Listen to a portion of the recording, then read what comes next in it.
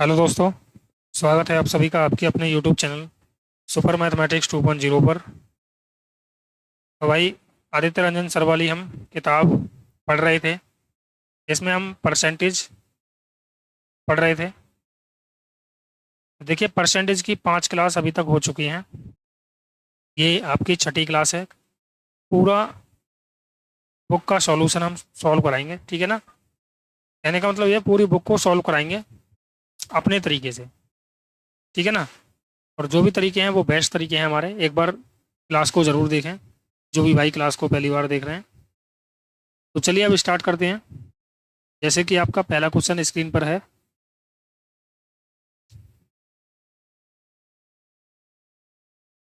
85 question हमने cover कर लिए थे, 86वां क्वेश्चन देखेंगे अब।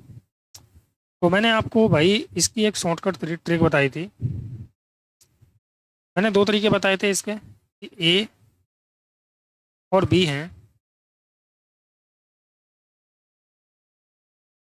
और इनके वेतन में यानी रुपयों में कमी हो रही है 100 से 80 की।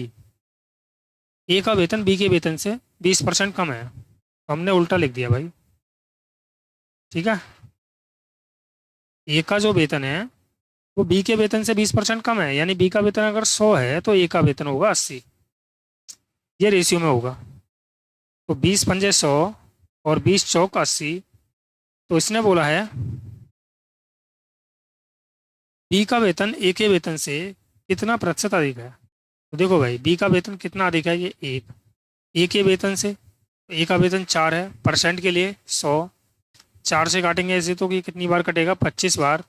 यानी ये 25% अधिक होगा। ऑप्शन बी हमारा करेक्ट होगा। ऐसे सवालों को करने के लिए ध्यान रखना, एक तरीका और बता देता हूँ मैं। यदि कोई वैल्यू 20% कम हो रही है, 20% का मतलब हो गया 1/4। अगर वो कम हो रही है तो बढ़ेगी कितनी भाई, 1/। एक सेकंड रुको। अगर ये कम हो रही है तो बढ़ेगी कैसे, ये हो जाएगा 5। 5 तो नहीं होगा यार, ये 3 होना चाहिए फिर। 3 होना चाहिए। अच्छा, सवाल की अकॉर्डिंग करेंगे इसको।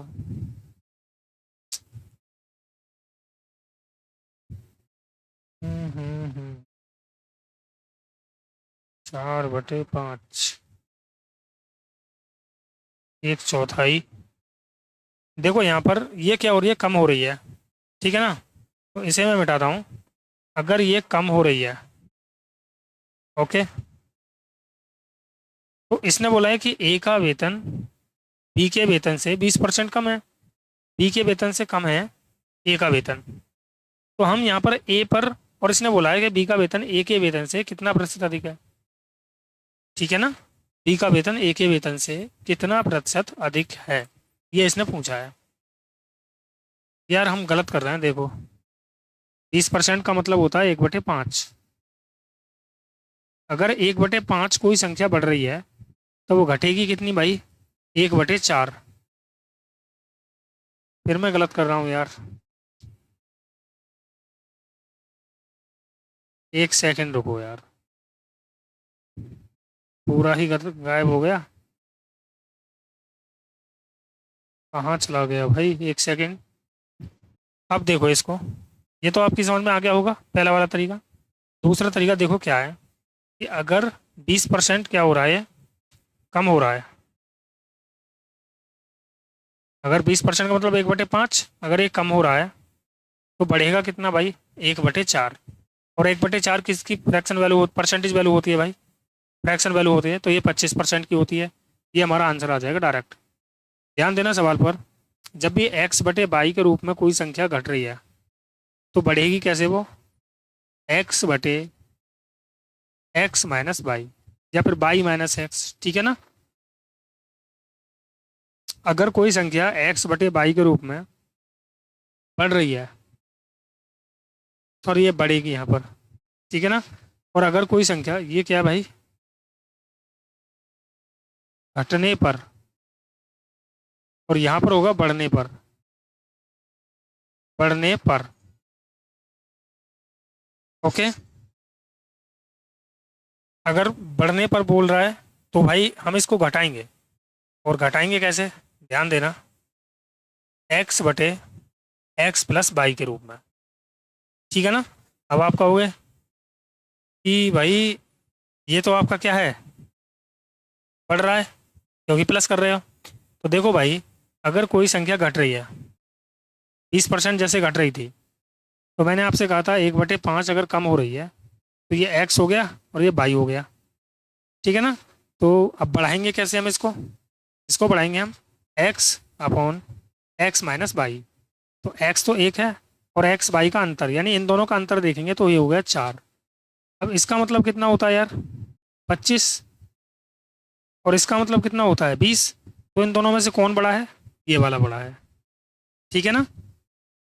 हो सकता है कि ये तरीका आपकी समझ में नहीं आए, तो नहीं आता है तो कोई बात नहीं, मैंने एक तरीका और बताया था कि अगर भाई कोई संख्या 20% कम हो रही है तो 20 ऊपर लिखेंगे, और 100 में से माइनस कर देंगे 20 को, और परसेंट के लिए 100। तो ये हो गया 20/80 गुणा 100।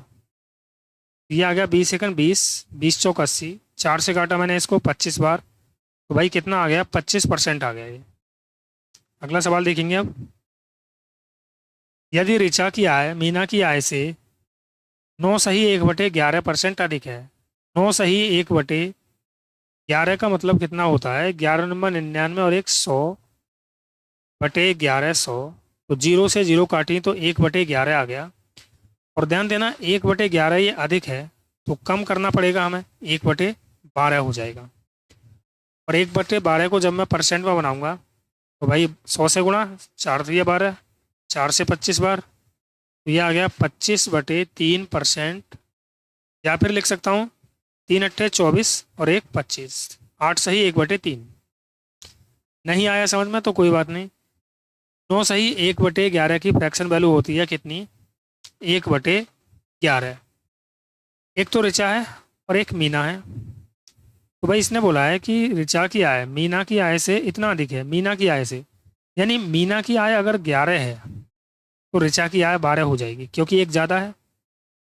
तो मीना की आय ऋचा की आय से कितना कम है, तो ऋचा की आय से भाई ये कितना कम है, एक। ऋचा की आय से बोला है तो 12 से भाग करेंगे, परसेंट के लिए 100, और ये आ जाएगा आपका 8 सही 1/3%। ओके। अगला सवाल देखते हैं अब। यदि सचिन की आय सोहन की आय से 50/7% अधिक है, तो ध्यान देना 50/7% का मतलब कितना होता है, ये हो जाएगा 50/7 गुणा 100। तो 50 × 50 = 100, 1/14। अगर 1/14 अधिक है तो कम करनी पड़ेगी, तो ये हो जाएगा 1/, कम करेंगे तो भाई 1/15। और परसेंट में बनाएंगे इसको तो 100 से गुणा कर देंगे, तो 5×3 = 15, और 5 से 5×2 = 10, यह आ चुका है 20/3%। या फिर भाग कर रहा हूँ मैं इसको, तो 3×18 पॉइंट लगाया, 3×18, ये 6.66% आ जाएगा। ऑप्शन नंबर सी हमारा करेक्ट होगा। दूसरा तरीका आपका यह है कि 50/7% है, इसकी फ्रैक्शन वैल्यू होती है 1/14। तो देखो ये तो है सचिन और ये है सोहन। ओके। सवाल ने कहा है यदि सचिन की आय सोहन की आय से अधिक है, तो इसका मतलब सोहन की आय तो 14 है और सचिन की आय होगी 15। तो देखना यार ये कितना कम है इससे, एक कम है। अब एक कम है भाई 15 से, तो परसेंट के लिए क्या करोगे 100, तो आंसर आ जाएगा आपका 6.66%। ओके। अगला सवाल देखते हैं अब। Question number 89। तो सॉल्व करते हैं भाई। एक निश्चित दूरी को तय करने में लगने वाले समय को 20% कम किया जाता है। ओके। अगर 20% कम किया जाता है तो यहाँ पर ध्यान देना कि स्पीड बराबर होती है, या फिर मैं लिख देता हूँ, चाल बराबर दूरी बटे समय। ओके। अब देखो इसने क्या कहा है, कि दूरी बराबर, मैं ऐसे लिख सकता हूँ, इसे ऐसे लिखो, दूरी बराबर चाल गुणा समय।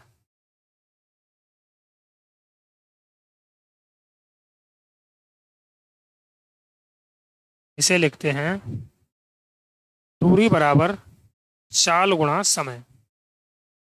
अगर दूरी यहाँ पर कांस्टेंट होती, ओके, अगर दूरी यहाँ पर मान लेते हैं कि कांस्टेंट है, तो मैं क्या कर रहा हूँ, दूरी बराबर एस गुणा टी लिख सकता हूँ। दूरी मैं कांस्टेंट मान रहा हूँ, तो इसे लिख सकता हूँ कि स्पीड इंटू टाइम बराबर स्पीड इंटू टाइम।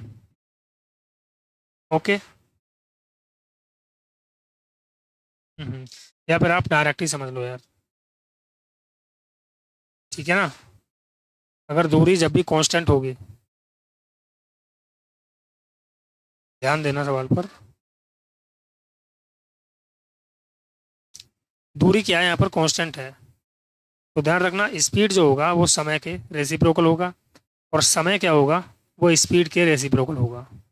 कहने का मतलब ये है, यदि स्पीड हमारी ए रेशियो बी में है, तो टाइम हो जाएगा हमारा बी अनुपात ए में। और यहाँ पर कहने का अर्थ यह है, यदि हमारा टाइम दिया है ए अनुपात बी में, तो स्पीड क्या हो जाएगी, बी अनुपात ए। बस इतना सा आपको समझना है। सवाल ने कहा है समय 20% कम होता है, यानी टाइम जो है ना वो 100 था तो 80 हो गया, तो 20 चौक 80 और 20 पंजे 100 रेशियो बना दिया,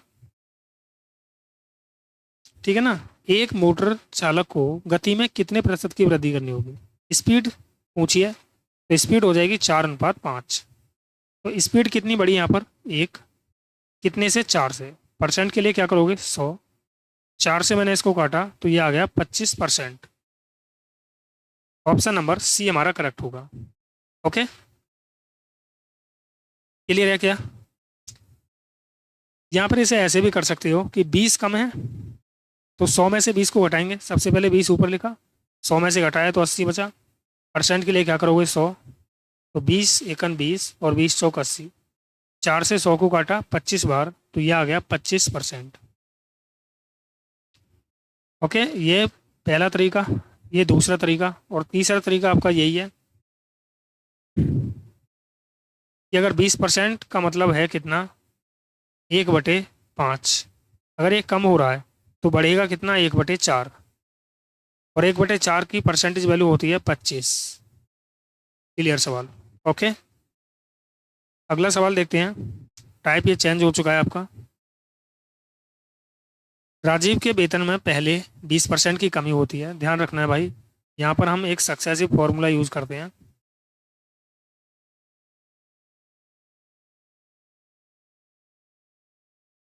हम्म।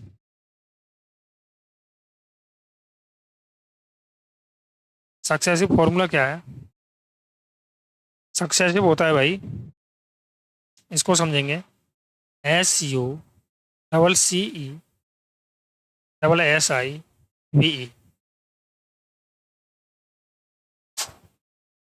ओके, ये होता है R+R+R/100। ओके, ये तो है भाई 2 बार सक्सेसिव, अगर होता ये 3 बार सक्सेसिव, अगर ये 3 टाइम्स होता, ये 2 टाइम्स है, और ये होता भाई 3 टाइम्स।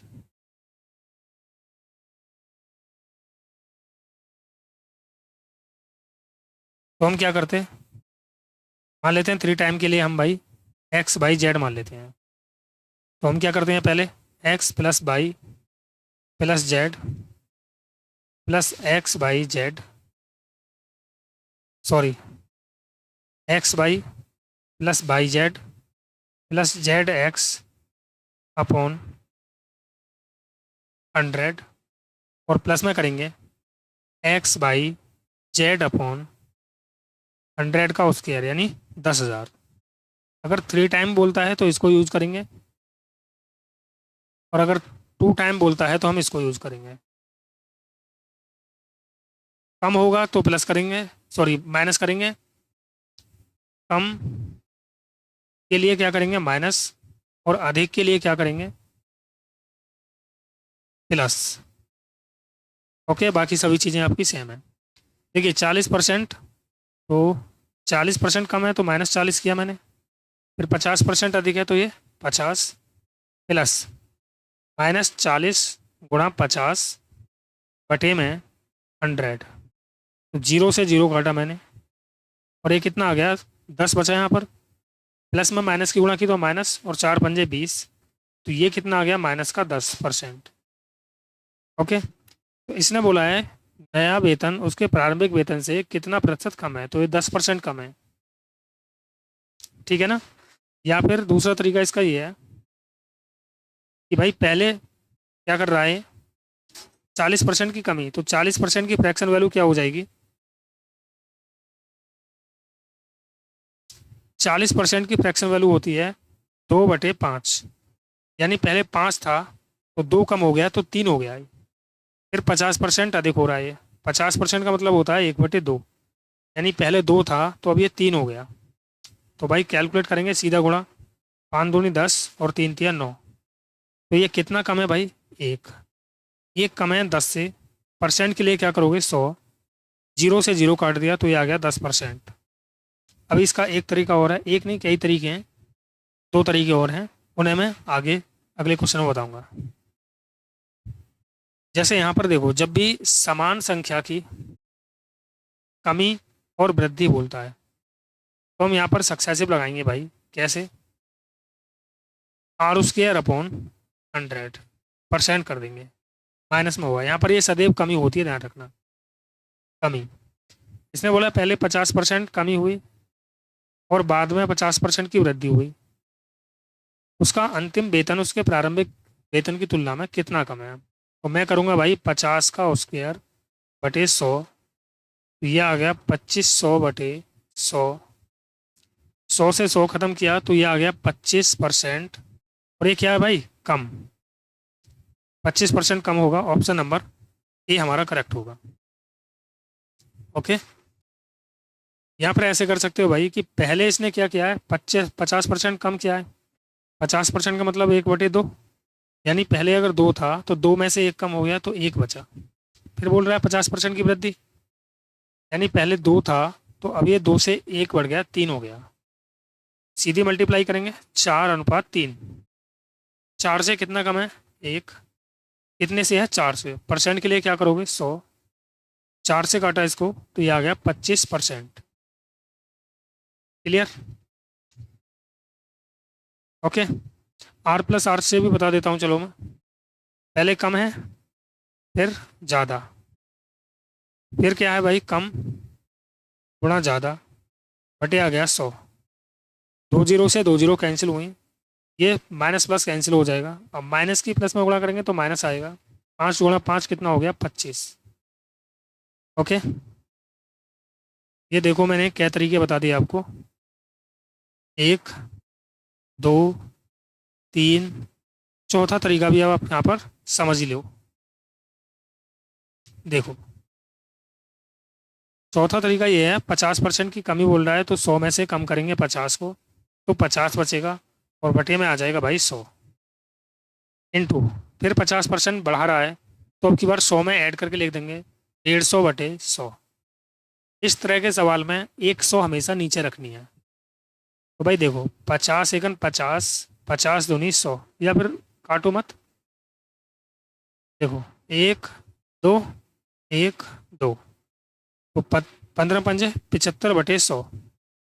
अब ये 100 से कितना कम है ये देख लो, तो ये 25 कम है, इसका मतलब 25% की कमी हो रही है। क्लियर। अगला सवाल देखो, एक जीवाणु की आबादी पहले 10 मिनट में 6%, अगले 10 मिनट में 10% बढ़ती है। 20 मिनट के अंतराल में जनसंख्या में कुल प्रतिशत वृद्धि कितनी होगी। तो देखो यार 6% बढ़ रहा है और 10% बढ़ रहा है, ठीक है ना। तो देखो ये कितना हो गया, 6 + 10 + 6 × 10/100। जीरो से जीरो काटा मैंने तो ये हो गया 16, 10 से भाग करूँगा तो 0.6 आ जाएगा, तो आ गया 16.6%। Option D. इन सवालों को चुटकियों में सॉल्व कर सकते हो, ध्यान रखना। अब उस तरीके को मैं आपको जब साधारण ब्याज पढ़ाऊंगा तब बताऊंगा, ठीक है ना। इन दोनों को प्लस कर देंगे 16 और 10 × 60, 100 से भाग कर दूंगा तो पॉइंट आ जाएगा यहाँ पर। यह आ गया 16.6। इस वाले तरीके को मैं भाई जब सिंपल सीआई पढ़ाऊंगा ना, कंपाउंड इंटरेस्ट चक्रवृद्धि ब्याज, तब बताऊंगा, ठीक है ना। अगला सवाल देखो। स्टेशन मास्टर निर्णय करता है कि आयताकार डिजिटल बोर्ड की लंबाई और चौड़ाई 2% बढ़ा दी जाए और 8% घटा दी जाए, तो क्षेत्रफल में कुल परिवर्तन ज्ञात कीजिए। सक्सेसिव लगा दो यार, या फिर फॉर्मूला है वही, और फॉर्मूला से तो ये बहुत बड़ा हो जाएगा। आ रहा है समझ में?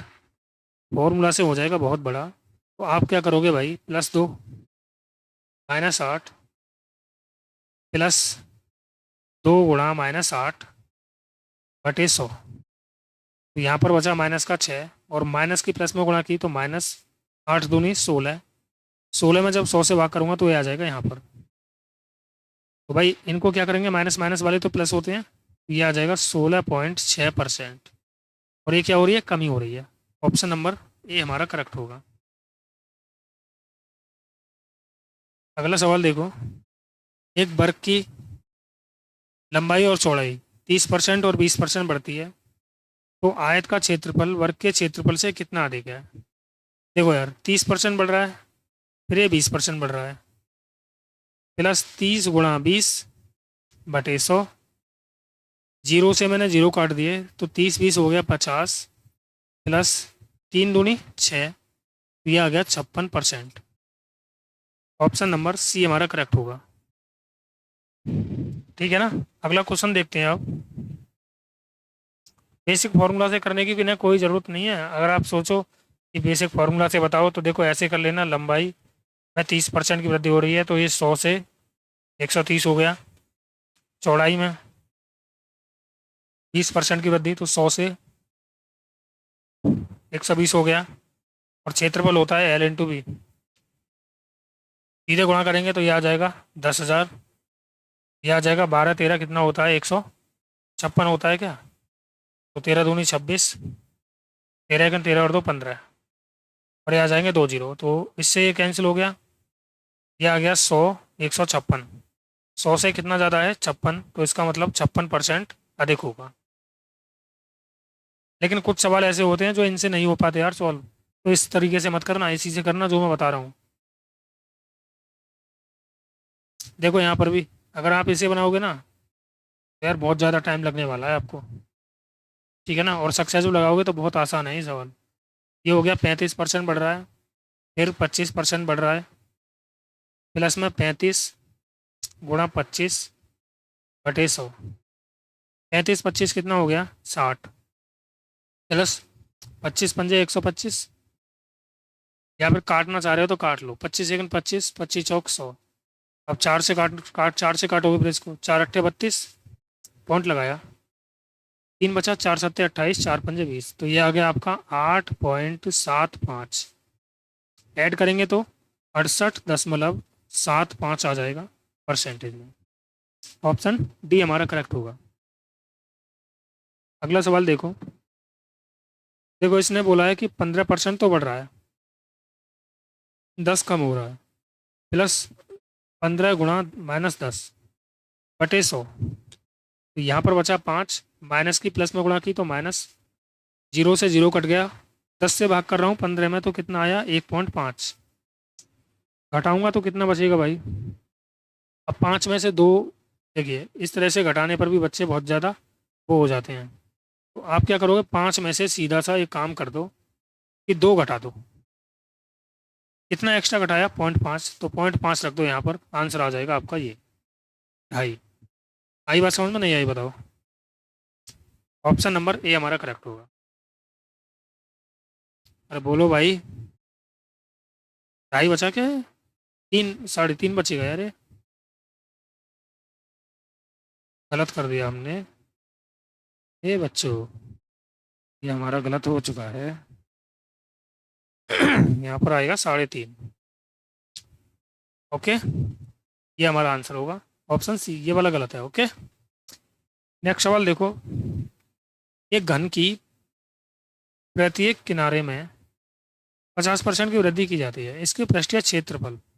जब भी क्षेत्रफल की बात आ जाए ना, तो यहाँ पे पावर होती है 2। देखो मैं समझा देता हूँ।